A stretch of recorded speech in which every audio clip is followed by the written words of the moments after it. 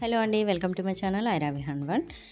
సేమియా ఉప్మా మనకి చాలా వరకైతే ముద్ద ముద్దగా వస్తుంది కదా! చాలామంది అంటూ ఉంటారు. బట్ నాకైతే అలా రాదు. అందుకు నేనైతే ఒక టిప్ అయితే ఫాలో అవుతూ ఉంటాను.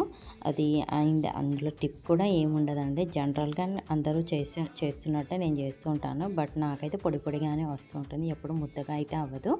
అండ్ నేనైతే ఏం చేస్తానంటే చేసేటప్పుడు సేమియానైతే ముందుగా నెయ్యిలో అయితే వేయించుతాను. కొంచెమే నెయ్యి వేసి, కొంచెం అంటే కొంచెమే నెయ్యి వేసి మంచిగా వేయించుతాను.